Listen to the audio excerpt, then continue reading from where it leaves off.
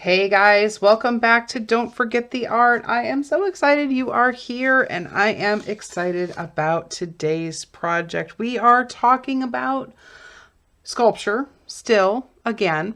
Last week I made this cute little guy, and I hope you guys had some fun playing around with some sculpture, maybe some air dry clay like this little one. Um, Today, I am going to talk about Lego art. Now, I will be 100% honest. I never would have thought, a few years ago, I never would have thought about Legos being used in as sculpture, as an art medium. But boy, oh boy, oh boy, have they proven themselves to hold up to whatever artists want to throw their way. Don't believe me? There are actually exhibits out there. There is the Lego Masters TV show, which is really inspiring if you are into art and sculpture and or Legos. It's amazing what people can think of with these little teeny tiny bricks and what they can create. I mean, look at this peacock, for example. How amazing. And look at the size comparison to this man who is adding the final bricks onto it. And of course, sculpture doesn't have to be three-dimensional. It can be two-dimensional like this. This looks like one of Monet's paintings that has been put into Lego format. And I'll bet you, standing at it looking back, this is probably absolutely amazing. This looks like some of his London sculptures or paintings. But of course, they can take the 3D dimension. Now, these are all famous sculptures that have been redone through Lego. How incredible. Here is one with a under the sea kind of theme. Very cute and very imaginative, very cute, but so amazing. Here's one that's kind of a two-dimensional. It looks like it would fit on a wall, but it has a three-dimensionality to it in that it kind of comes out at you a little bit. Here is the Flash, and I love the way they made these Legos kind of stand out, so it looks like he is really running. Some penguins. These are probably not very smelly and don't really,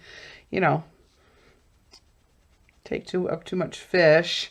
And here's some kind of a little bit more abstract as far as that goes.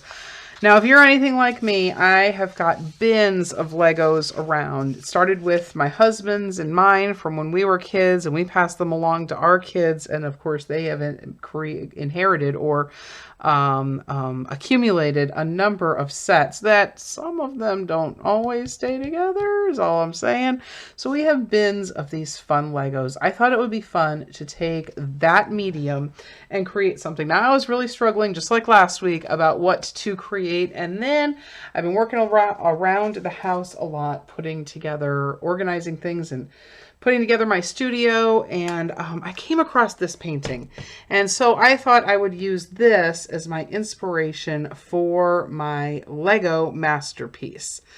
So I'll let you tell me what you think about it and how it turned out. And I'll see you on the other side when it's done.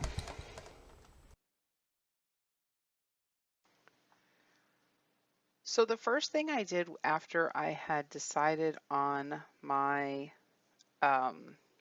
design. So I should say that's probably the first thing that I would suggest that you do. Figure out what you and your kiddos would like to create with your Lego build. Is it going to be a 2D sculpture? Is it going to be a 3D sculpture? Once I had my design picked out, my inspiration piece or whatever, then it was a matter of going through our bricks and pulling out the different colors that I would need. I pulled out some plastic containers that I have around the house and or from the kitchen, and I used those as my piece, or to separate out the different colors. Now, I didn't separate out every single different color. As you can see, I'm using, oranges and a couple different shades of yellow, some red. So use what you have and separate them out into the basic colors. when you're looking at your inspiration piece, try to figure out what colors would best be suited for that. Now, you don't have to have the exact color. You can use similar colors that would fit for it. So for example, if you have a shadow, but maybe you don't have a lot of gray or things like that, you could use a darker shade of whatever that color is. That will imply the shadow that's there. You don't have to jump straight to black, although black is really cool and it will give your subject, your piece, quite a bit of depth um, for it. Um, that would help to uh, give it a little bit of um, it'll help to make those colors pop a lot more and give a definite contrast in it. But you don't have to jump straight to, a black color unless that is something that you would like to do. The next thing I will say that this project probably helped me to do more than anything was to really think about how to lay down these bricks. Now, again, I'm not saying I'm going to be a professional brick master or Lego artist after this, but it definitely made me kind of have to think about how I needed to put these pieces down in order for them to fit properly onto this board. There's only so many pegs, there's only so many spaces, and you're really limited as to making sure everything goes um, horizontal and vertical, up and down and side to side. You can't really draw circles or angles or things like that. It's just not how Legos are designed. So if nothing else, doing this may just be a great way for you to you and your kiddos to kind of force you to think about how to play this. This is, again, to me, it's kind of like a puzzle. When I'm doing Legos, I feel like I'm putting a great big three-dimensional puzzle together. And that's what this felt like, especially since I really didn't have instructions with this one like I do with my typical Lego builds that says, put this one here and put that piece there and et cetera, et cetera. It really forced me to have to think about how to create this with the limited shapes that I have. You're really forcing yourself to do it. And so if you have kiddos who are, kind of have that brain mindset of an engineer or a problem solver, or this might be right up their alley, because again, it's taking building Legos off one step beyond building like you do, when you get the Lego box. There's no instructions. You don't know if you have all the right pieces. You certainly have to hunt for them, if you do. It really makes you look at, it made me look at the painting that I did for the inspiration, the original picture, maybe look at it a lot differently, because it forced me to have to pick out, okay, what's the essence of this painting? What's the most important thing that I needed to get across? And for this one, it was the sunset and the boat that was on the water, the reflections on the water. Maybe some of those colors in the sky as it's transitioning, as that sun is going down. And that was what I was trying to get across. I did make some different changes. For example, in the painting, it had some purple right along the horizon line, right above the horizon line. Well, I didn't have too many purple bricks that I could find, so I changed it to red. So you may have to switch things up a little bit. That might just be what you really need to do, and that's okay. Again, this is where the artistic freedom kind of comes in. It doesn't have to look exactly like the picture. It doesn't have to look anything like it. The biggest fun, the biggest thing that I enjoyed doing was really just thinking differently. It really did make me think a lot differently. I'm telling you, this sculpture challenge that I have been on for the past couple weeks is really, really challenging me. It is definitely fun and inspiring, encouraging. and really helped me to kind of plan out and figure things out a little bit differently than I would have if I would have done a two-dimensional piece of artwork. Um, it So, I mean, that's one thing I can say for this. Even if you have a kiddo who says, "Oh, that sculpture, this, or Legos isn't really my thing," or whatever, I would still encourage you to try this. It's definitely going to help you think about things a lot differently. And honestly, that's a lot of what art is. You're trying to reinterpret something that you're seeing in front of you, or maybe an idea that you have in your head, and change it a little bit. I used the strips, these thin strips for the clouds because that was what I had, and the streaks in the sky from the original picture. I thought that that would be fun.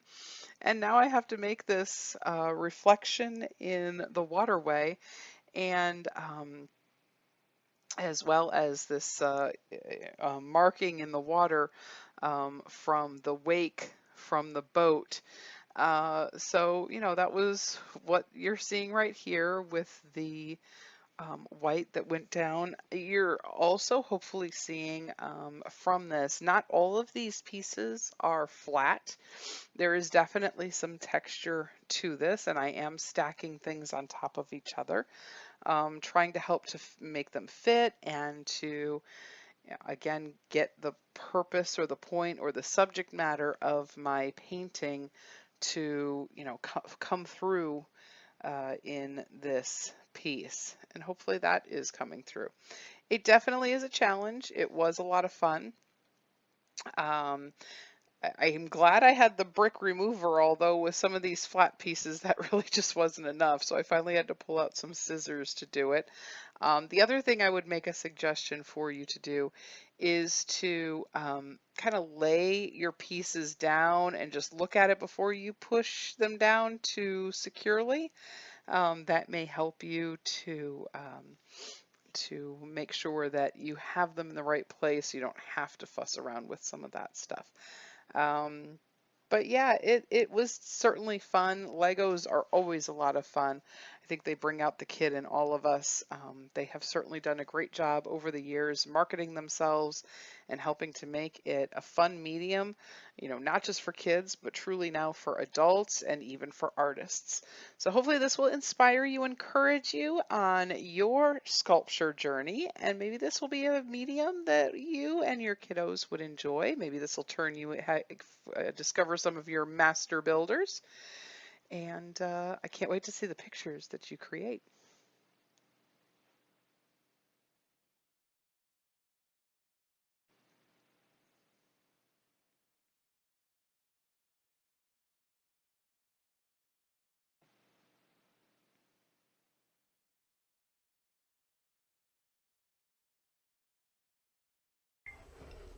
And here is my final project, guys. I hope you like this. I hope you guys have some fun building with some Legos, some Lego art, some Lego sculpture. I love Legos. I have for years. Again, never really would have thought of them as a art medium, but boy, oh boy, they sure are. And they're a lot of fun to create with as well. Now, the few things I will say about this is that I can definitely see if you live near a Lego store, or if you're on one of those shows like the Lego Builders, or have access like some of the big artists do to multiple Legos of various different colors in all sorts of different sizes and shapes.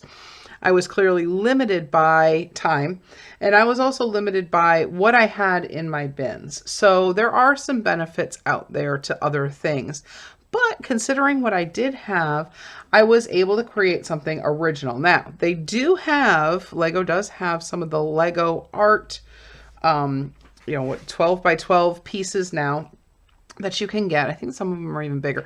But anyway, I had actually thought about getting one of those and putting that together. But I figured I would do something original and play around with something that would inspire me here. I wasn't expecting that it was going to be one of my own paintings, but I thought this was fun. It was fun to kind of build up. You could certainly do a three-dimensional sculpture. I had thought of that, but one thing I noticed when I was making this guy, I could see that me doing a sculpture, a lot of it's facing me, and not the camera, I had to keep remembering to show him. So I thought this would be a little bit easier for the camera to see in this case for this piece. So that was number one. Number two, I think the biggest thing that I would say about this, even if you just give it a shot and try it, would be that it really made me think differently about my art, where in my sketches and even in this sculpture, you can use, you know, circles. In here, you have to kind of think in different terms. You have to think in blocks. Now, my oldest son has now challenged me to create a piece of artwork in some shape or form in Minecraft. And this is probably very much like Minecraft. So if your kids, you're the kid, if you're really into Minecraft, this is probably not that big of a deal for you because you're already kind of thinking in that kind of cube shape thinking. But it's definitely fun. It stretched me.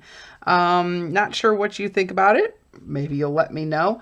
But it was definitely a lot of fun. And really, that's what we're trying to do. We're trying to get those creative juices flowing. We're making memories and having fun and sharing some smiles doing it. And I hope you guys try this one. I hope you show me a picture of what you have done. You can post it over on our Facebook group. You can hashtag it with Don't Forget the Art. It should be a lot of fun. Thank you so much, guys, for joining us, and I look forward to seeing you next time.